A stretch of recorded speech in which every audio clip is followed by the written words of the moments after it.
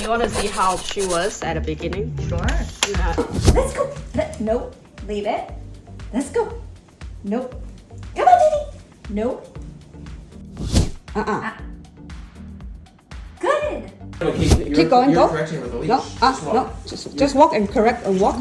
No, keep going, keep going. Yeah, good. Good girl. Leave it. Come on, leave it. Let's go. Good. Sit. Good. She's like, hey, no. Wait, because she could if she really.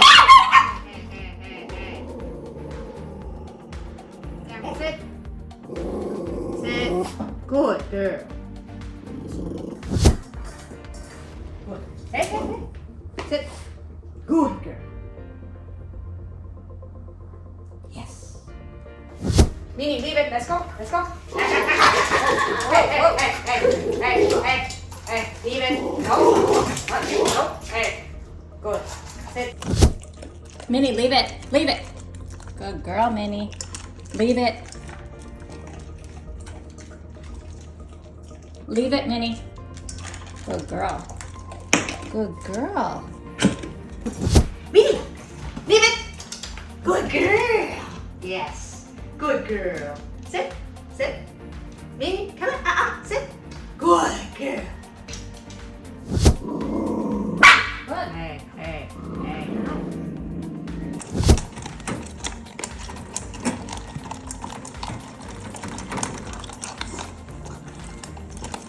No, Minnie. Please. Hello, I'm Aisha, a dog trainer in New York. This is the two-part series about training Minnie, a 7-year-old rescue who struggled with resource guarding and reactivity. In this first episode, we focus on the owner's journey, what she's been through, what it required from her and her family, and how she feels about the process. In the next episode, we shift to the training. From my perspective as a trainer, with an in-depth breakdown of what I've observed and why. If this sounds like something you're going through with your dog, please subscribe and turn on notifications so you don't miss the part 2. All right, let's dive in.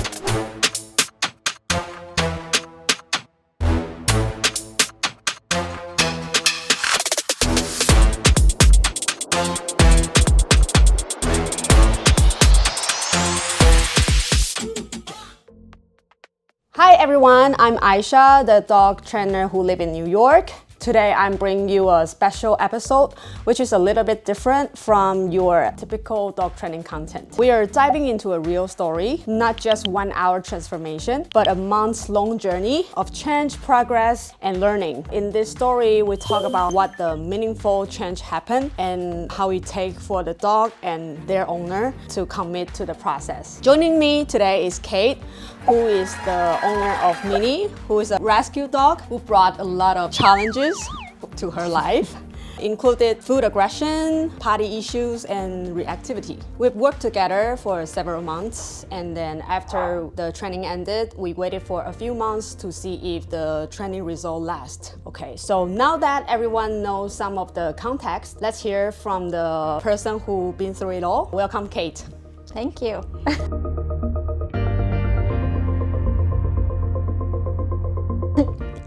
Kate, do you want to talk about how you met Minnie and why do you want to adopt her? We had rescued a dog from Beastly Rescue, Lila, our other dog, and never thought about getting a second dog. And I follow them, on Instagram and saw pictures of dogs all the time and never once saw one was like, oh, I need to have that dog. And then they posted a picture of Minnie with this story about how she was abandoned in an apartment with her dog housemate. We learned a little bit more about her and then did like a trial period with her.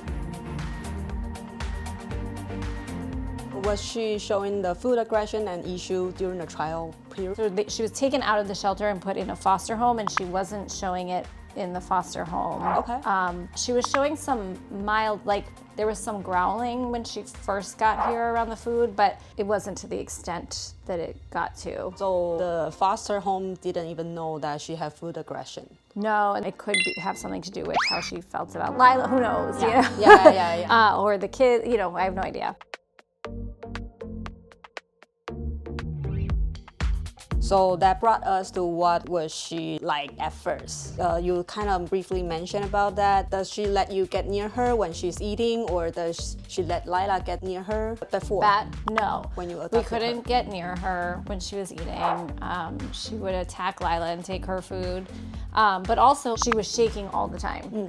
And she would have one paw up, and she always had to be touching someone. But it was like this, it was constant shaking. And I think it was the night we brought her home, my daughter's friend was over and they were like picking her up, and she nipped at my daughter. It wasn't anything over the top. Her and her friend sort of admitted like, oh, well, we kept picking her up. And then that night we all went to bed, and the rescue place had told me she really likes to sleep in the bed. She was down here sleeping on the couch, and I went to pick her up to bring her up to the bedroom, and she bit me really hard. And broke the skin. And then the next day I spoke to my mom, and I was like, I don't think I can keep this dog. And I called the rescue place, and I was like, I don't think we can keep her. You know, I can't have a dog in a house with kids that bites. And they, you know, they're great. And they were like, take all the time you need. That's not a deal breaker for us, but if it is for you, then we understand. Yeah. And so then I think we spoke on the phone. Yes. And I was like, do I have to give this dog back? And you were like, we can work with this. Yes, yes, yes. And I remember I felt very calm after that phone conversation, and then that's how we started.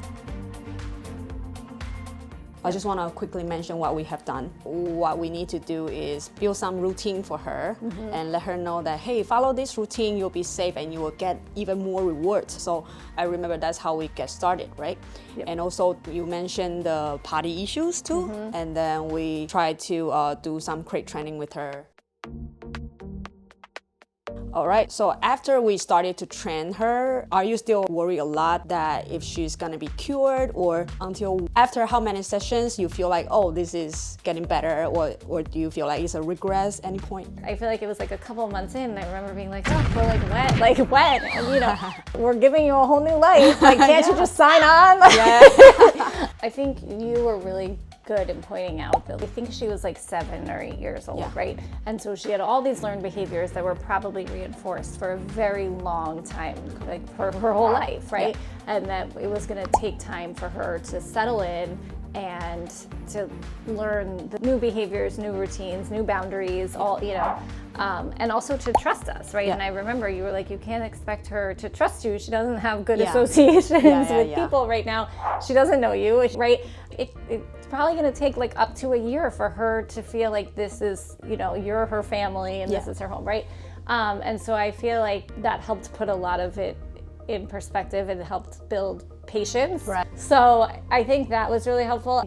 It took me a while to feel comfortable working with her. Like I definitely was very nervous. So I think once I got over that, which like you had good suggestions, right? Like I was so nervous about her biting my ankles. And I remember you being like, when we do the trainings, wear long pants and put socks up, right? And so I think that you also did a good job sort of managing my nervousness around working with her to make it possible for us to work together. I'm glad that I can help.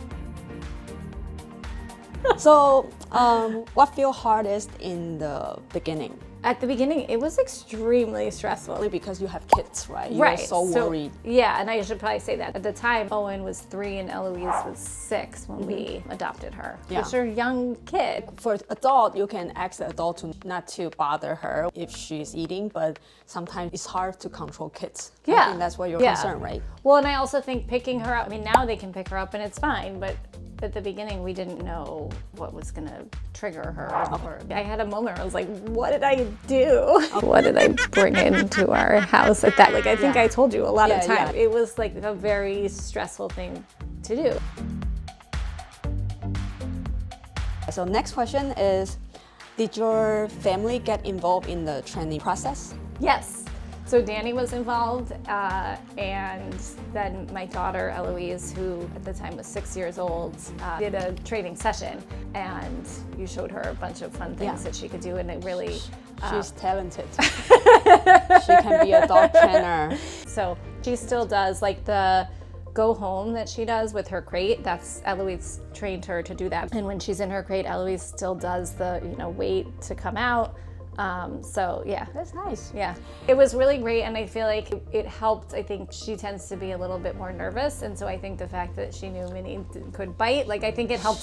She tend to be nervous. I Yeah. can't see that. She's so neutral. Oh, I think it helped them. It really helped build trust for both of them. Yeah.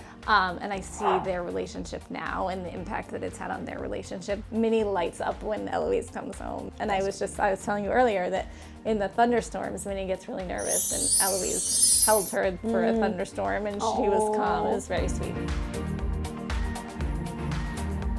And then, did you notice any difference in Minnie's reaction when different people place in a comment? I think she likes to work with the kids the most. Really? Really? She's like so happy. But maybe because most of the work they do with her, like they play fetch with her. She loves to play fetch.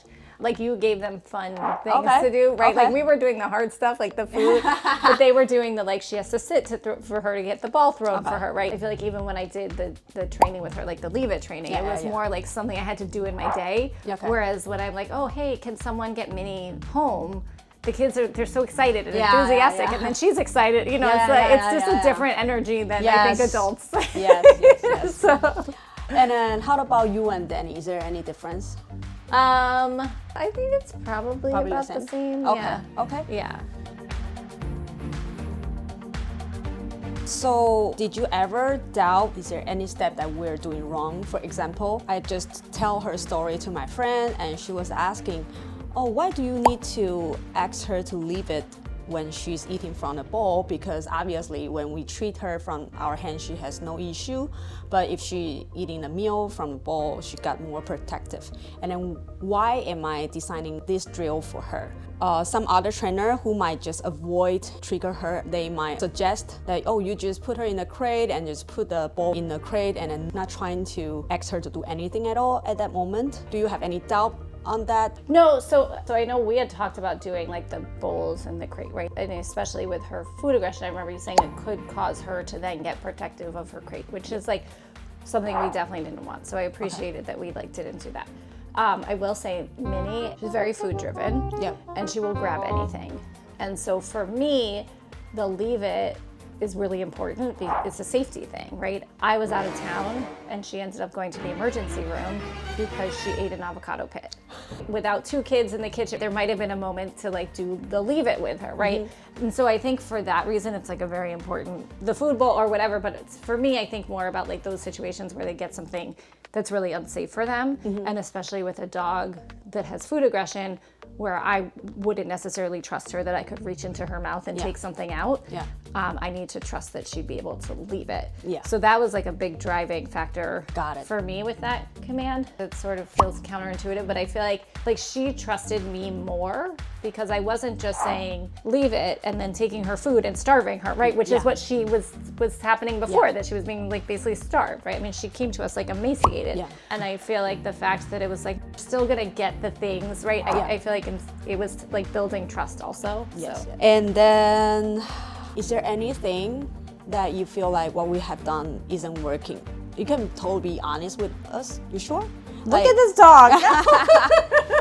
So maybe. I mean, I don't know how to. You know, it's hard to explain. Looking at her now, what she was like, but she was a mess.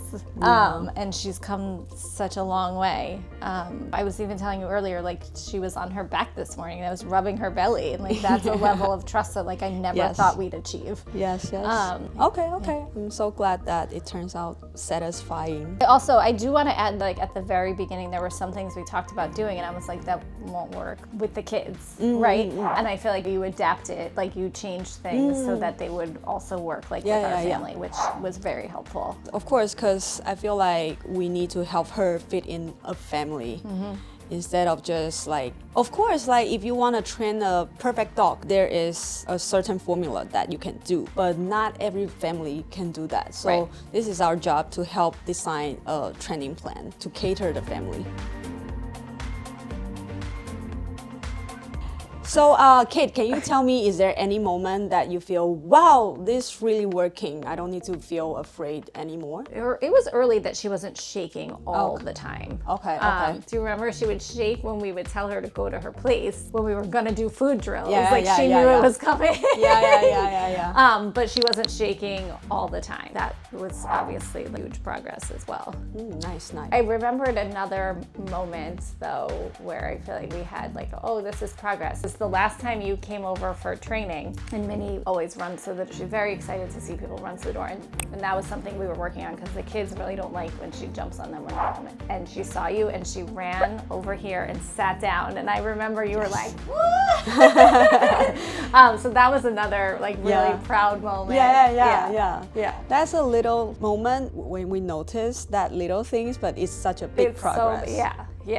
Also, I remember one time you texted me with a video showing Lila was eating, and then Minnie was approaching her, wanted to grab the food, and then you asked her to leave it and she turned away. I feel like that's a breakthrough moment for Minnie. A few days ago, you sent me a video. Do you want to talk about that? So now Minnie, her body can be touched while she's eating, and she doesn't growl, she doesn't bite, she just keeps eating. She's not bothered by it at all. Whereas, I think the first few times we did that with her, we had her on a leash and she was like lunging at our ankles. That's such a breakthrough. Before we start talking, we actually did a little experiment. I put a little food in her bowl and asked her to leave it. She was a little naughty, she wouldn't want to wait. So I picked the bowl up and she didn't care. Because of that, I almost forgot that she had food aggression. Yeah. So that was such a breakthrough. Well, and when you did that, I said, remember when we used to have to wear, we had gloves on Exactly. when we were doing these drills with her because we didn't want to get bit. You mentioned that after our training finished, what you have done with her, just like building trust and normal like obedience training. You didn't do too much with the leaving and stuff. She haven't done it for a long time.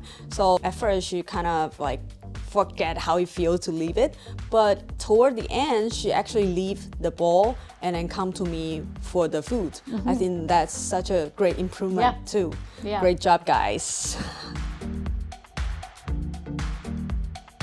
Okay, so what do you think is the most important factor in the training journey? For example, do you think time or obedience or maybe trust or anything you could? Can it be more than one? Yeah, sure. Sure. I think patience is number one. Repetition is so important. I remember I would get texts from you and be like, did you do this for 15 minutes today? And I'd be like, oh no, but I will. And it really did like make a difference, right? And like it was very clear to me that like the better I was about the repetition with the leave it, I think the results were probably faster because of the consistency of that. So yeah, I think patience, consistency. Yeah, and I think you were really good about like sort of translating her body language for us, and then also like reminding us that like she has a whole history that doesn't involve us, and like we can't expect her just to come in here and for that all to be erased. So I think sort of understanding of that is really important. If there's a person who is struggling in deciding if they want to adopt a dog who might have similar issue, what would you say to them? I would say talk to you first to see if it's like issues, like, or any professional dog trainer. Can you roughly mention how much training she needs a day, probably in the very beginning? It was a lot. I feel like I tried to work with her with like the drills twice a day for like 10 to 15 minutes. And then we talked about like longer walks for her. So she had to get out a lot more. But then it also turns out that like throwing the tennis ball for like a half hour sort of did the equivalent. So it added up, right? And then I think her meal time would take like 20 to 30 minutes to finish feeding her. So adding up is roughly 3 hours a day, like in total? Probably 2 to 3 hours, yeah. So can I conclude that if a person who wants to adopt an older dog with some issues, she or he might want to consult with a professional dog trainer first, see if they can do it, and then see if they can arrange some time to train them? Yes, it definitely is a commitment, but it's worth it. But yeah, but you have to have the time. I feel like there were a couple of days where I texted you and I was like, it's just not possible today. The third day when I got back to it, there was a setback, not major, but I saw it, right? Like I had to work a little bit harder to get her to do things. So right now you don't need to spend that much of time, right? No. That's good. So I think a lot of people are worried that, oh, if I need to commit 3 hours a day, my whole life is gonna be ruined. But what I always tell them is like, oh, they're just a certain period of time. That's a good investment because after that, you don't need to worry. Yeah, I always like to say it's a blip on the screen. Look, this has definitely been a very rewarding journey for us. When I'm happy that Minnie now has like the life that I think she deserves, right? We found out she's a swimmer. She swims in the lake now. Yes. She's hopefully having the life that she deserves, and it's been really nice to see. And it's incredibly rewarding when you start with an animal who's so heartbroken and has been through so much, and then you gain their trust. Yeah. I think that's all my questions. All right, thank you, Kate, for joining us. Hope Minnie over there sleeping. Keep making progress and feeding the family more and bringing you guys more joy.